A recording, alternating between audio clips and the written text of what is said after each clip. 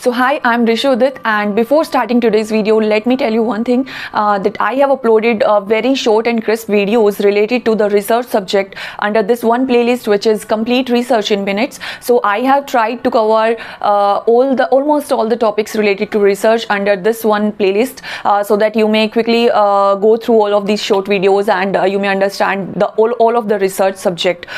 So let's quickly jump to the today's topic now. तो आज की इस वीडियो में हम बात करेंगे टाइप 1 एंड टाइप 2 एरर्स पर। तो ये भी आपका काफ़ी कॉमन टॉपिक है रिसर्च से, और ये काफ़ी कंफ्यूजिंग भी है, कुछ स्टूडेंट्स को ये समझ नहीं आता। तो इसको स्टार्ट करने से पहले मैं आपको बता दूं कि hypothesis and null and alternate hypothesis क्या होती हैं। इस पर भी मैंने इससे प्रीवियस वीडियो बनाया है। तो अगर आप इसको ज़्यादा अच्छे से समझना चाहते हैं तो मैं सजेस्ट करूँगी कि पहले आप ये समझें कि हाइपोथेसिस क्या होती है, ठीक है। Anyways, so I am proceeding with this errors first. तो टाइप 1 और टाइप 2 एरर्स, देखो ये होता क्या है। जब भी आप हाइपोथेसिस टेस्टिंग करते हो, ठीक है, हाइपोथेसिस बनाने के बाद जो पूरा आपका रिसर्च प्रोसेस होता है, पूरा हाइपोथेसिस टेस्टिंग का प्रोसीजर होता है, जो भी आप रिसर्च टूल्स वगैरह अप्लाई करते हो, तो उसके बाद आप दो ही डिसीजंस पर अराइव करते हैं। या तो आप हाइपोथेसिस को एक्सेप्ट करते हैं या आप हाइपोथेसिस को रिजेक्ट करते हैं, ठीक है। या तो प्रूव करते हैं उसको या फिर वो डिसप्रूव हो जाती है। तो वो जो दोनों एक्सेप्ट और रिजेक्ट का डिसीजंस हैं वो दोनों, तो उसी टाइम आपसे दो गलतियां होने के चांसेस रहते हैं, जिनको नाम दिया गया है एक टाइप 1 एरर और एक टाइप 2 एरर। अब ये कैसे होती हैं इसको अच्छे से समझते हैं। तो मैंने एक एग्जांपल के लिए आपको लिखा है कि ये है आपका, ऊपर मैंने दो कैटेगरीज ली हैं, ट्रूथ अबाउट द पॉपुलेशन। तो जो पॉपुलेशन का एक्चुअल सच है, जो रियलिटी है, वो क्या हो सकती है कि या तो आपकी जो नल हाइपोथेसिस है वो ट्रू है या वो आपकी फॉल्स है। ये दो ही चीज़ें एग्जिस्ट कर सकती हैं, या तो वो सही है रियलिटी में या वो गलत है नल हाइपोथेसिस।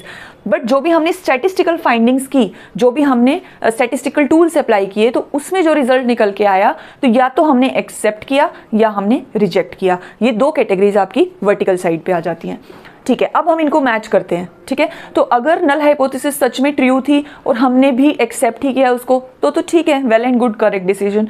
अगर वो फॉल्स थी और हमने भी उसे रिजेक्ट ही किया है, तब भी वो आपका करेक्ट डिसीजन रहेगा, that is also good. But जो बाकी की दोनों चीज़ें आ जाती हैं, केसेस आ जाते हैं, वो आपकी गलती वाले हैं कि अगर वो ट्रू थी, अगर नल हाइपोथेसिस हमारी सही थी और हमने उसको रिजेक्ट कर दिया, तो वो हमारी क्या आ जाएगी, टाइप 1 एरर।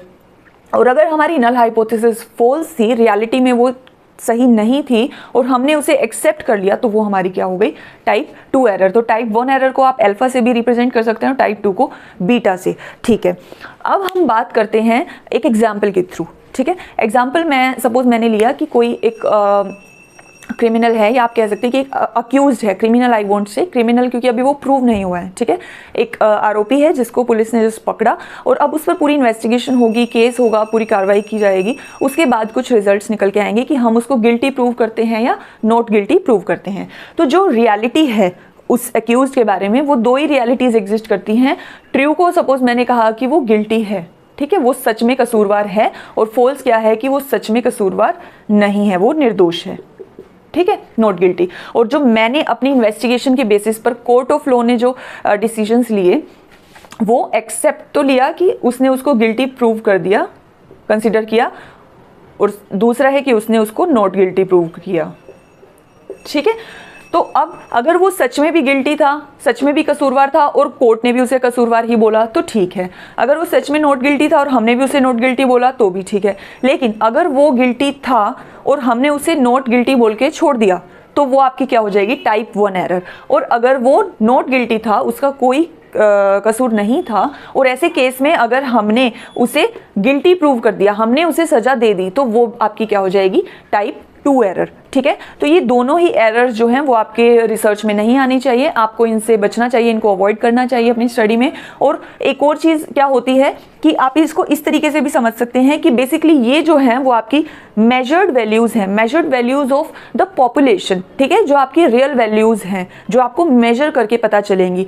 बट अगर आप सैम्पल के बेसिस पर कुछ वैल्यूज़ को एस्टिमेट करते हैं या रिसर्च के बेसिस पर उन वैल्यूज़ को फाइंड आउट करते हैं, तो वो आपकी क्या हो जाएंगी, एस्टिमेटेड वैल्यूज़। तो ये आपकी sort sort of estimated values हैं, ये आपकी रियल वैल्यूज़ है, मेजर्ड वैल्यूज़ हैं। तो हम बेसिकली इन दोनों का जो है वो डिफरेंस फाइंड आउट करते हैं, और उनमें अगर बहुत ज़्यादा डिफरेंस आता है तो वो आपका क्या कोज करता है, एरर। एरर तभी हुआ ना जब इन दोनों में डिफरेंसेस आए, ये ट्रू था और ये रिजेक्ट कर दिया, तो क्या आ गया, एरर आ गया, उनमें डिफरेंसेस आ गए। ठीक है, एक लास्ट चीज़ ये है कि आपसे क्वेश्चंस में ये पूछा जाता है कि which one is the more serious error between type 1 error and type 2 error.